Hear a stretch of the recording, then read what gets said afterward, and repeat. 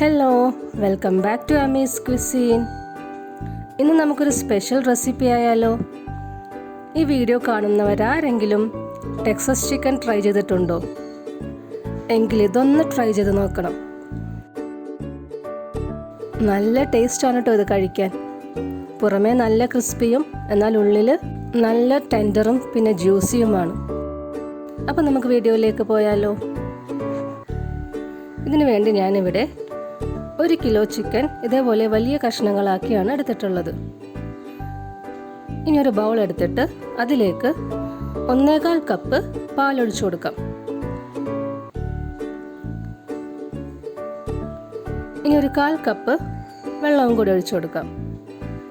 എന്നിട്ട് ഇതിലേക്ക് 1 teaspoon വിനീഗറും 1 table spoon soya സോസും കൂടെ ചേർത്തിട്ട് ഒന്ന് മിക്സ് ചെയ്ത് കൊടുക്കാം. മിക്സ് ചെയ്തിട്ട് ഒരു 10 മിനിറ്റ് അടച്ചു വെക്കണം. 10 മിനിറ്റ് കഴിഞ്ഞ ശേഷം ഇതിലേക്ക് 1.5 ടീസ്പൂൺ കുരുമുളക് പൊടി ചേർത്ത് കൊടുക്കാം.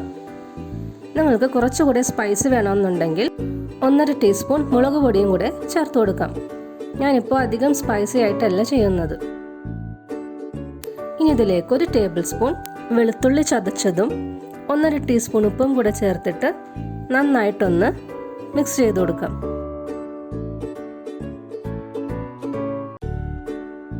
മിക്സ് ചെയ്ത ശേഷം ചിക്കൻ്റെ ഓരോ പീസും ഈ പാലിലേക്ക് സോക്ക് ചെയ്തെടുക്കണം. ഇനി ഇതൊരു 4 മണിക്കൂർ, മിനിമം ഒരു 4 മണിക്കൂറെങ്കിലും ഫ്രിഡ്ജിൽ വെക്കണം.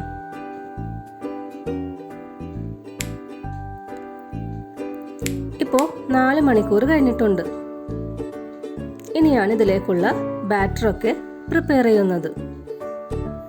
ഇതിനു വേണ്ടി 2 മുട്ട ഒരു ബൗളിലേക്ക് പൊട്ടിച്ചൊഴിക്കാം. ഇനി ഇതിലേക്ക് 3 ടേബിൾ സ്പൂൺ പാലൊഴിച്ചു കൊടുക്കാം.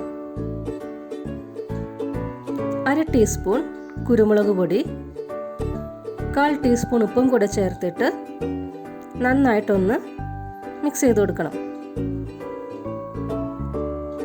ഈ ഒരു ബാറ്ററിലേക്ക് 1/2 ടീസ്പൂൺ വെളുത്തുള്ളി ചതച്ചതും കൂടെ ചേർത്ത് കൊടുത്തിട്ട് മിക്സ് ചെയ്തെടുക്കണം.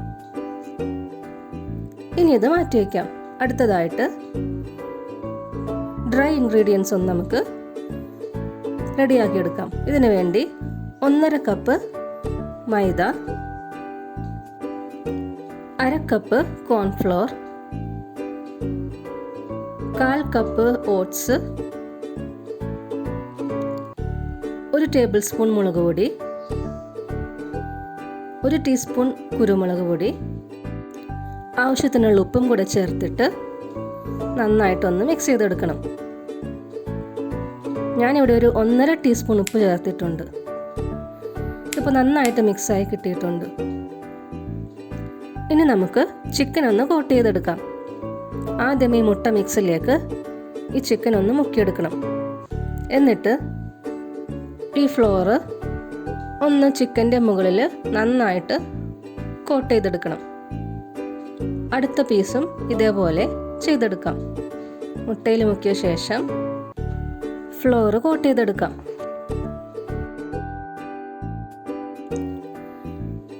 ഇപ്പം ഞാനൊരു 3 പീസ് ഇതേപോലെ കോട്ട് ചെയ്തെടുത്തിട്ടുണ്ട്.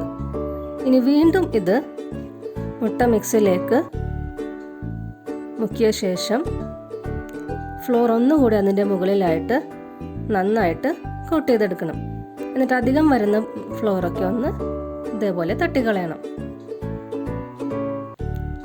ഈ 3 പീസും ഇതേപോലെ റെഡിയാക്കി എടുക്കാം. എല്ലാ പീസ് ചിക്കനും ഇതേപോലെ ഫ്ലോറിൽ കോട്ട് ചെയ്ത് വെക്കരുത്. ഫ്രൈ ചെയ്യുന്നതനുസരിച്ച് ഓരോന്ന് കോട്ട് ചെയ്തെടുത്താൽ മതി. അല്ലെങ്കിൽ അതിലൊരു നനവ് വരും, അപ്പോൾ ക്രിസ്പി ആയിട്ട് കിട്ടില്ല.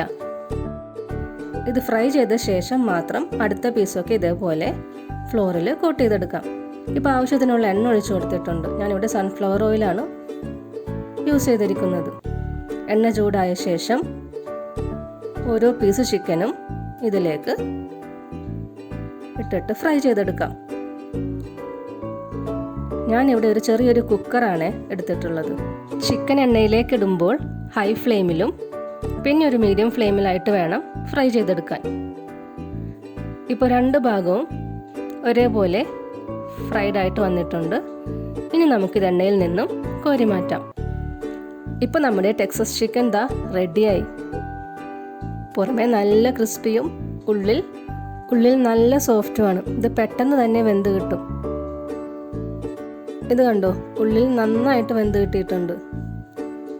ഈ ബ്രോസ്റ്റിൻ്റെ കൂടെ മയണൈസ് ഡിപ്പായിട്ട് കഴിക്കാനാണ് നല്ല ടേസ്റ്റ്. മയണൈസിൻ്റെ റെസിപ്പി ഞാൻ എൻ്റെ ഡൈനമൈറ്റ് ഷ്രിമ്പിൽ ഇട്ടിട്ടുണ്ട്. അതിൻ്റെ ലിങ്ക് ഞാൻ ഡിസ്ക്രിപ്ഷനിൽ ഇട്ടേക്കാവേ.